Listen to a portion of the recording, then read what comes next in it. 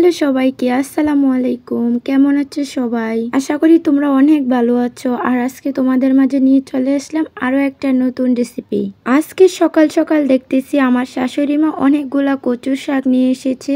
আর হ্যাঁ, আমি বাবার বাড়িতে অনেকদিন থাকার পর চলে আসলাম শ্বশুর বাড়িতে। বাবার বাড়িতে প্রায় 15 দিনের মতো ছিলাম, তারপর শ্বশুর বাড়িতে চলে আসলাম। তো শাশুড়ি মা দেখেন কত সুন্দর সুন্দর কচুর শাক নিয়ে এসেছে। কচুর শাকগুলা এখনো কত তরতাজা, এগুলার মধ্যে যে কুয়াশা ছিল সে কুয়াশাগুলো এখনো ঝরে নাই, কত তরতাজা লাগতেছে এগুলা। এসে তো আমাকে বলতেছিল যে এগুলা এখনই উনাকে রান্না করে দেওয়া লাগবে। তো যেই বলা সেই কাজ, আমি চলে আসি কচুর শাক রান্না করার জন্য। প্রথমে আমি এখানে কচুর শাকগুলাকে একটা একটা করে বেছে নিয়েছিলাম, কারণ এগুলার মধ্যে পোকামাকড় থাকার সম্ভাবনা বেশি, তাই আমি এগুলাকে একটা একটা করে বেছে নিয়েছি। বেছে এগুলাকে এরকম করে কেটে নিয়েছি। এগুলাকে একেবারে ছোট ছোট করে কাটার দরকার নাই, কারণ এগুলা রান্না করার পর এমনিতেই মিশে যাবে। এভাবে এগুলাকে কেটে অনেকক্ষণ, প্রায় 10 থেকে 12 মিনিটের মতো পানিতে ভিজিয়ে রাখবো।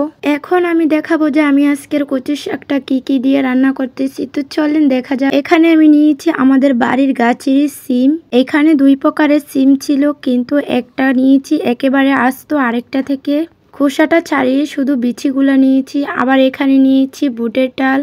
এই ডালটাকে ভেজে তারপর কচুর শাকের সাথে দেওয়া হবে। তারপর আমি চলে আসলাম পেঁয়াজ রসুন কাটার জন্য। আসলে কচুর শাক রান্না করার জন্য অনেকগুলা পেঁয়াজ রসুন লাগে, তো এখানে আমি অনেকগুলা পেঁয়াজ কেটে নিলাম, তারপর রসুন কেটে নিলাম। সিমগুলা দেখিয়েছিলাম ওইগুলা পরিষ্কার করে নিলাম, তারপর সিমের বিচিগুলো ধুয়ে সবগুলা পরিষ্কার করে একসাথে নিয়ে নিলাম। এখন আমি পেঁয়াজগুলা যে খোসা ছাড়িয়ে রেখেছি সেগুলা পানিতে ভিজিয়ে ধুয়ে সুন্দর করে কেটে নিব। কেটে নেওয়ার পর আমি পেঁয়াজ রসুন গুলাকে ব্লেন্ডারের মধ্যে ব্লেন্ড করে নিব।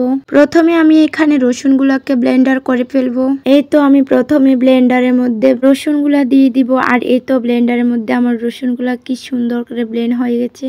তারপর এখানে আমি দিয়ে দিব পেঁয়াজগুলা। যে পেঁয়াজগুলো আমি কেটে রেখেছিলাম সেগুলো দিয়ে দিব। এই তো এখানে আমার পেঁয়াজ ও ব্লেন্ডার করা শেষ। এখন সবকিছু একসাথে আমি একটা বক্সের মধ্যে নিয়ে নিব। আর এখানে দেখা যাচ্ছে রসুনের সাথে নীল কালার একটা, ওইটা হলো ফ্রিজের মধ্যে আগে থেকে রাখা রসুন। এটা ফ্রিজের মধ্যে রাখার কারণে এরকম কালার হয়ে গেছে। এখন আমি চলে আসবো মূল রান্নার কাজে। তো প্রথমে বড় দেখে একটা পাতিল নিয়ে নিলাম। পাতিলটা ধুয়ে সুন্দর করে পরিষ্কার করে প্রথমে এটার মধ্যে দিয়ে দিলাম যে কেটে রাখা সিমগুলো।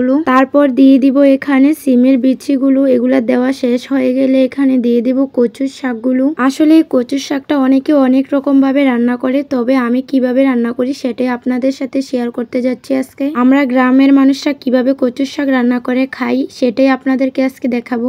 এখানে কচুর শাকগুলা চুলার মধ্যে বসিয়ে দিলাম। এখন এটা মিশে যাওয়া পর্যন্ত অপেক্ষা করব, কারণ এটা মিশে গেলে পেঁয়াজ রসুন দিতে সুবিধা হয়। যদি মিশে যায় তাহলে তার পরিমাণটা বুঝে সবকিছু দেওয়া যায়, তাই বলতেছি আপনারা সবসময় চেষ্টা করবেন যে এটা মেশার পরে পেঁয়াজ রসুন দেওয়ার। তো এখানে দেখেন আমার কচুর শাকটা কিন্তু মিশে গেছে। আমি এখন এখানে একে একে সবগুলা উপকরণ দিয়ে দেব।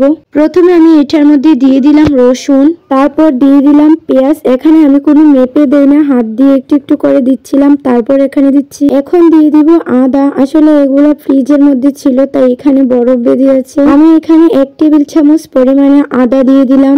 আর দিয়ে দিব লাল মরিচের গুঁড়ো, তারপর দিয়ে দিব হলুদের গুঁড়ো, তারপর জিরার গুঁড়া, ধনিয়ার গুঁড়া সবকিছু।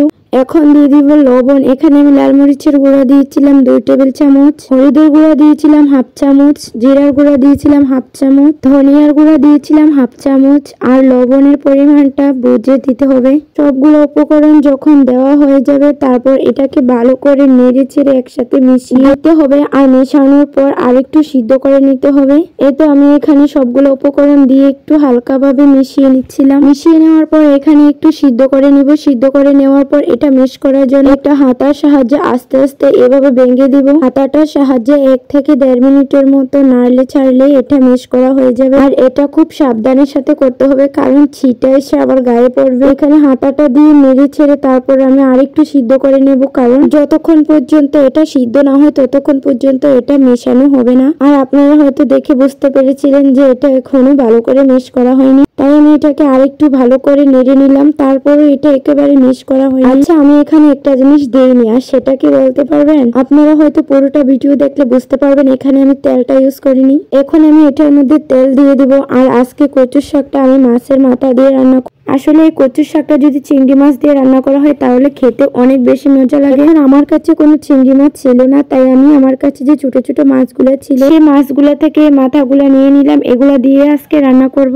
যদি চিংড়ি মাছের অপেক্ষায় বসে থাকতাম তাহলে আজকে আর রান্না করা হতো না, কিন্তু আমার শাশুড়ি মা বলেছে উনি নাকি আজকে খাবে কচুর শাক, তাই আমার কাছে যা ছিল সেগুলো দিয়ে আমি রান্না করতেছি। এখানে আমি মাছের মাথাগুলোকে তেলের বেজে সুন্দর করে আবার এগুলোকে ভেঙেও ফেললাম, কারণ আমি মাছের মাথাগুলো আস্ত রাখবো না, এগুলো ভেঙে তারপর আমি কচুর শাকের সাথে এড করব। এখানে মাথাগুলো ভাজা হয়ে গেলে একই তেলের মধ্যে বেশ কিছুটা পরিমাণে আবার তেল দিয়ে দিলাম। তেল দিয়ে এখানে কিছুটা পেঁয়াজ কেটে রাখা দিয়ে দিলাম। এখন পেঁয়াজ আর মাছের মাথাগুলোকে সুন্দর করে ভেজে নেব। যখন ভাজা শেষ হয়ে যাবে তখন এটার মধ্যে দিয়ে দিব কচুর শাকগুলা, যে কচুর শাকগুলোর মধ্যে আমি সবকিছু দিয়ে সিদ্ধ করে রেখেছিলাম। এখন এটা তেলে দিয়ে কয়েক মিনিটের মতো নাড়াচাড়া করলে আমার কচুর শাকটা রান্না হয়ে যাবে। এই তো আমি এখানে আস্তে আস্তে সবগুলো কচুর শাক দিয়ে দিব। দেওয়ার পর সুন্দর করে আস্তে আস্তে নেড়ে ছেড়ে দেবো। আর কচুর শাকটা কিন্তু পুরোটা ভাঙা হয়নি বা ম্যাশ করা হয়নি এখনো। আর এটা তেলের মধ্যে দেওয়ার সাথে সাথে একটু পর পর নাড়তে হবে। আর এই নাড়াটার কাছে আমাদের কচুর শাকটা একেবারে মিক্স করা হয়ে যাবে। আসলে এই জিনিসটা আছে আমরা অনেকেই চিনি না, আবার অনেকের পছন্দের একটা খাবার। এটা যারা চিনো অথবা যারা খেয়েছে কখনো রান্না করে তাহলে তারাই বুঝবে এটার আসল স্বাদ কেমন। এখানে আমি একটু পর পর কচুর শাকটাকে নাড়তেছিলাম আর দেখতেছিলাম নিচে দিয়ে যেন লেগে না যায়। চেষ্টা করবেন এটাকে একটু পর পর নাড়া দেওয়ার জন্য, তা না হলে এটা কড়াইয়ের মধ্যে লেগে যাবে। এটাকে যদি আস্তে আস্তে এমন ভাবে নাড়তে থাকি তাহলে এটা একেবারে মিক্স করা হয়ে যাবে। আমি এখানে 5 থেকে 10 মিনিটের মতো রান্না করার পরে আমার কচুর শাক রান্না করা হয়ে গেছে। হয়তো কারো কারো বেশি সময় অথবা কারো কারো কম সময়ও লাগতে পারে। এই যে দেখেন আমার রান্না করা শেষ। আর দেখেন কচুর শাকটা দেখতে কত লোভনীয় লাগতেছিল।